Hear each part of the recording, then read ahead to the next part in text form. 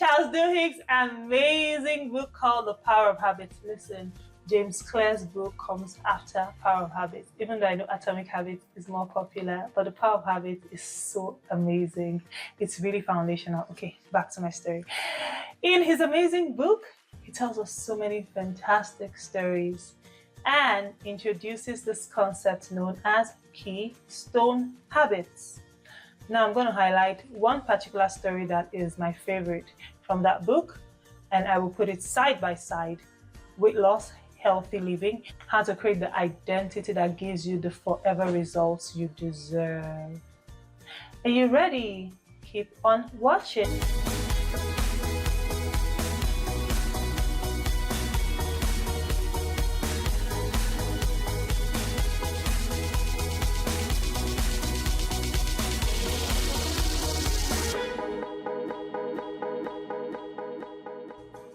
Hello and welcome to Your Best Life with Eziaha. My name is Eziaha Bolaji Olojo, and I am not only a health coach, a certified health coach, I am also a health mindset coach.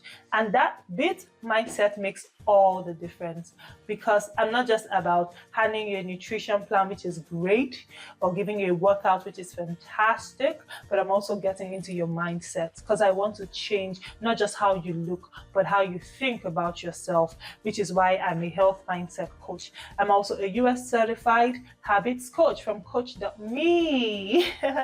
So when I bring in mindset and habits to the conventional coaching, trust me, it takes everything to the next level. That's why I can proudly and boldly say you will get forever results. If you listen to what I'm saying, no, you will get forever results. So that's who I am. And today we are going to be talking about this concept called keystone habits. But first, the stories that I mentioned at the beginning. So Alcoa Steel Company, they just had this whole drama because, of course, it's a steel company. Injury rates are high. Death rates are significant. That's of employees. You know how they have to handle hot things and then machines and all of that. So at some point, bottom line is not bottoming well, meaning that they're not making profits like they should. Shareholders, of course, are angry. Of course, capitalism, what do you expect? So they're like, we need a whole new CEO. We are not doing this again. We need a whole new CEO that will take the bottom line to heaven. Bottom line, aka money.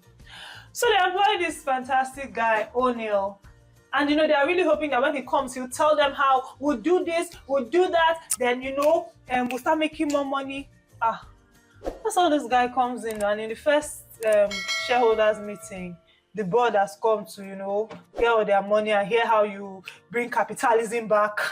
He's now saying, so one thing I'm going to focus on is worker safety. Everybody's like, you guys are not okay in this life. Worker safety. No, worker safety. Very soon you say they should do unions.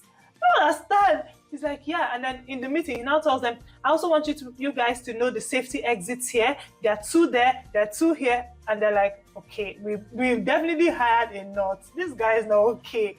He was just going on and on about worker safety, how they should prioritize worker safety. So, of course, they're like, our car is going down. We've had a drug lord that doesn't know he's already crazy. But guess what?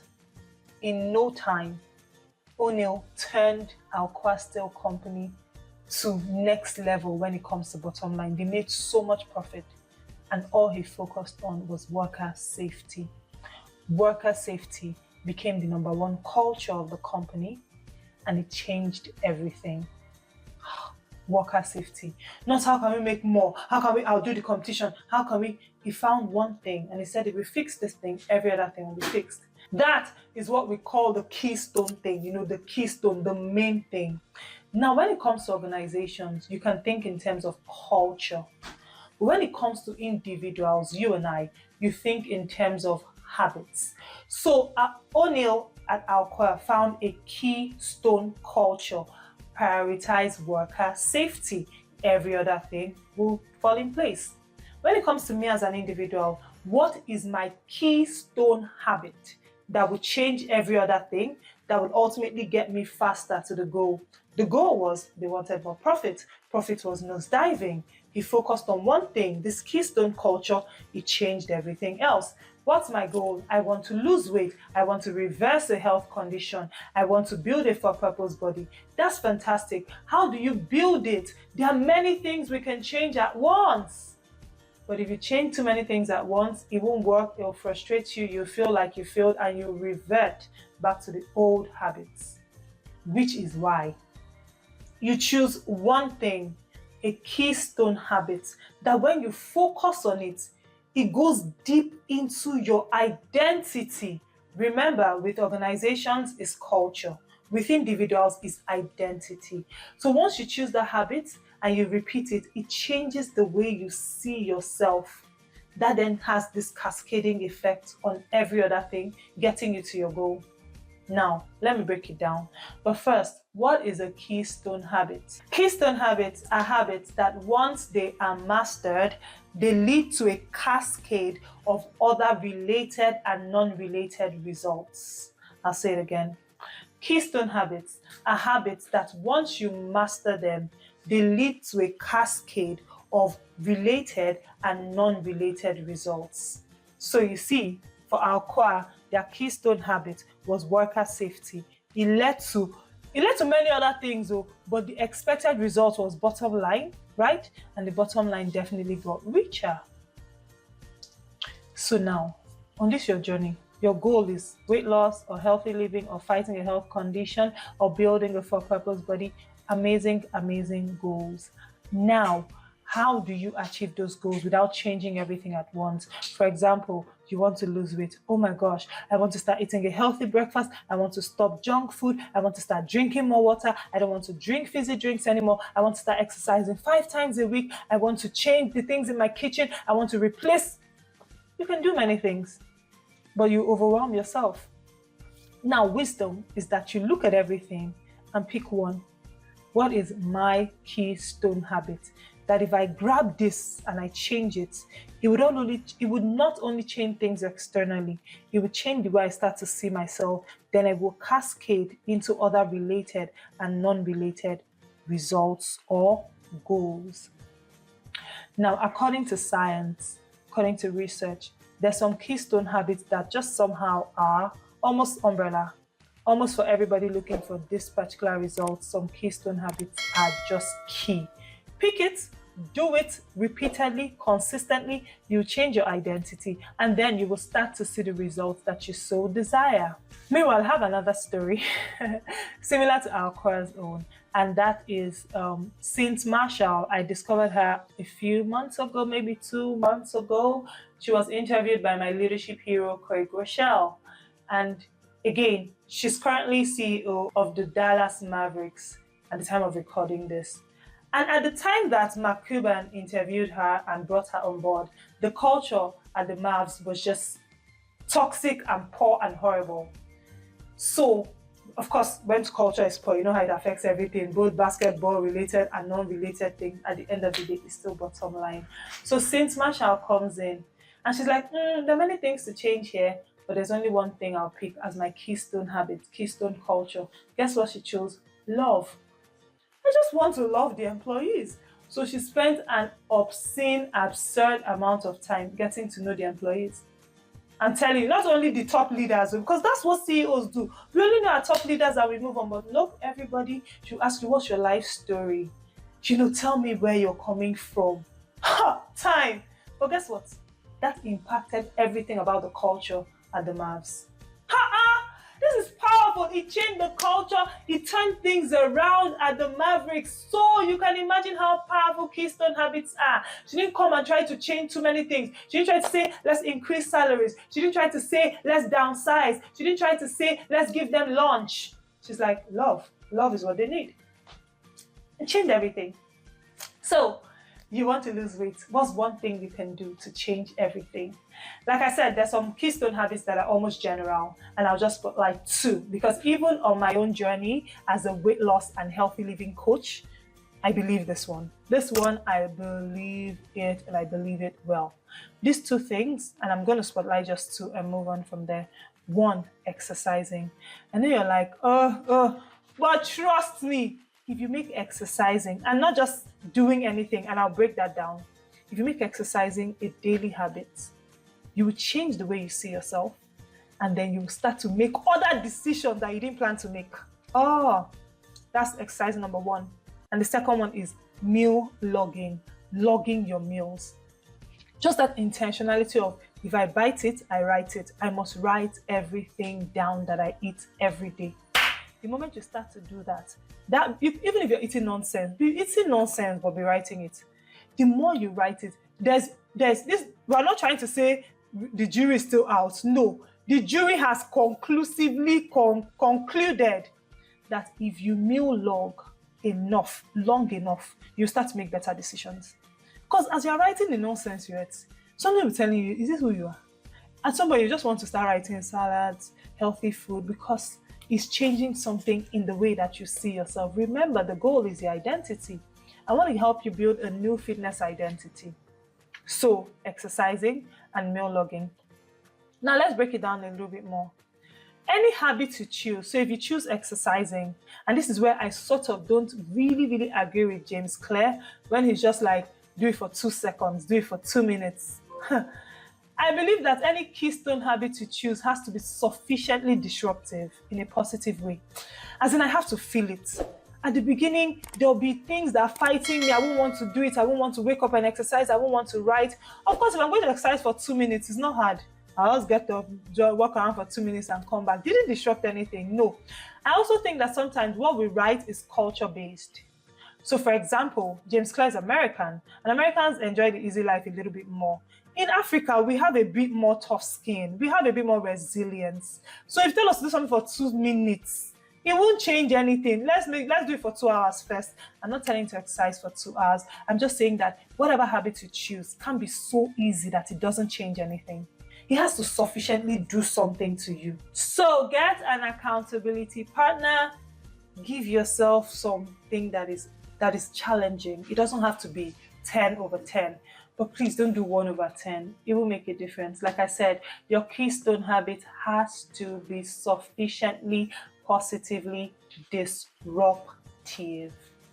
So I remember I have this citizen at the time of recording this, and she has a health condition. And I remember as we spoke, I just said, you know what? I know that we can tackle your diet and tackle many things, but I just feel like the first thing I want to tackle is exercising. And she's like, exactly, I feel that way too. Because I could just be like, oh, let's do this. I'm like, no, let's change one thing. The more you exercise, if you exercise consistently for 6 weeks, there's a way you see yourself. There's just a way, there's a new identity you start to see. Like I said, research shows us that people who exercise frequently just start to make better food choices. I didn't talk to her about her diet. Once in a while, I ask her, what did you eat? And all about exercising. We put a lot of pressure there. And we started to see results, including results in her health. So yes, exercising is a keystone habit that's really general. Another keystone habit, like I said, is meal logging. Anything you bring awareness to, awareness is the first step to change. So if there's anything you are bringing awareness to, you will start to change it. Even think about looking at your children if you have kids.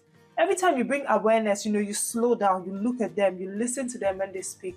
You start to notice what needs to change. The same way with your food. You write down what you eat every day, even if you're eating complete crap. Write it down every day. Write it down, write it down, write it down. One day you just realize that, no, I want to change. I want to start writing healthy things down. Writing everything you eat is very disruptive, really disruptive. In fact, the research that was spotlighted in The Power of Habits said at first the participants would forget because you're not used to it. So it does take some getting used to. If you're used to it, if you just do it without thinking, it's not hard enough. And I'm not saying hard 10 over 10, like I said. So the participants would make mistakes, they'll forget, they'll eat without writing, but the researchers kept on encouraging them till it became a habit for them. Do you know when the results came out after a certain number of time? People who logged their meals lost more than twice the weight of those who did not. Why? Awareness. It's powerful. Once you start to log your meals, you are changing something about how you see yourself. You even have data. Remember we said both related and unrelated results. So they just tend to see patterns in their lives that, oh, by 10 o'clock, I tend to want to start reaching for something junkish. Then they now decide to put healthy options so that by 10 they reach for something healthy. Well, I realized that when I go here every Friday night, I just derail, which carries me, through Saturday, Sunday. I just have a weekend of woeful eating. Once they realize that, they start to make changes from Friday. Do you see? Awareness is so key. So that's a lovely keystone habit. Again, if you like to change your life, don't change everything at once. You'll be frustrated because it's not possible. But if you pick one thing, and how do you determine a keystone habit?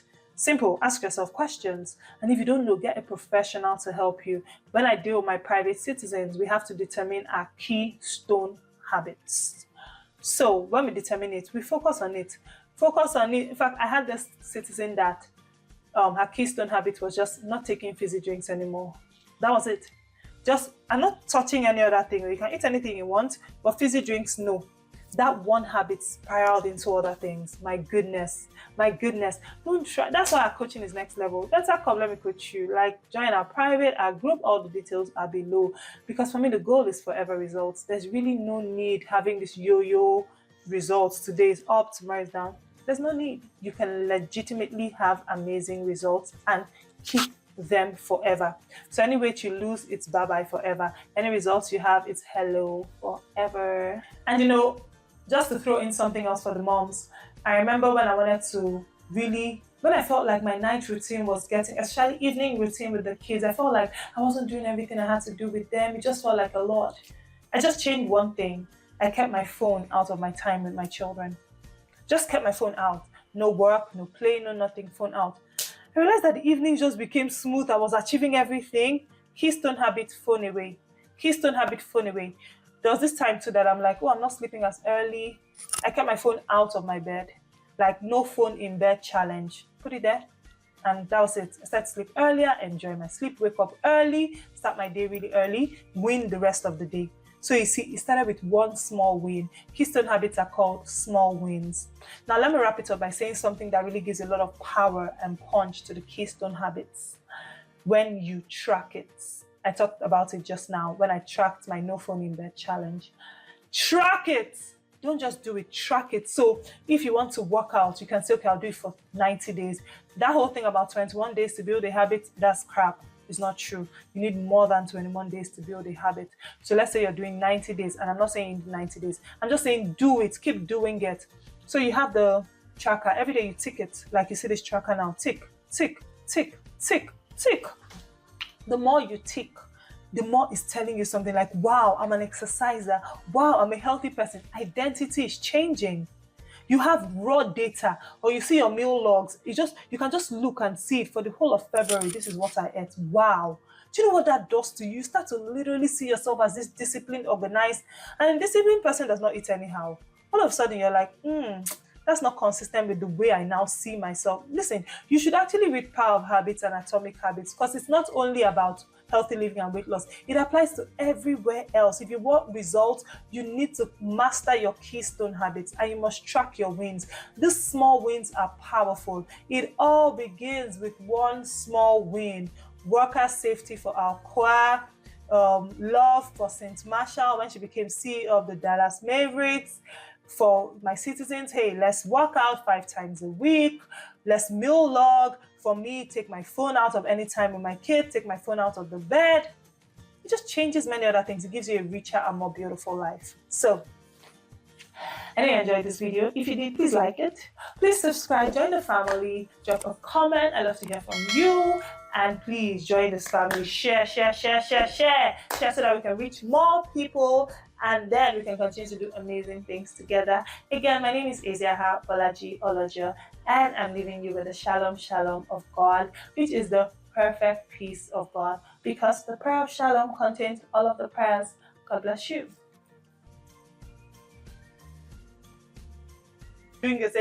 We are not doing this. Sometimes I start rushing. Let's slow down. We are not. So they employ this guy. How can I forget his name? Hey God. I don't have another phone here. Just Google Alcoa CEO habits. Alcoa ALCOA CEO habits. It has to cost you something. It has to change the way that you think. If not, you're not going to get the results. So if you say, I'm going to start to exercise, maybe do 15 minutes. Oh, accountability is queen and king. Queen, king, prince, princess, top to bottom accountability. Have someone hold you accountable.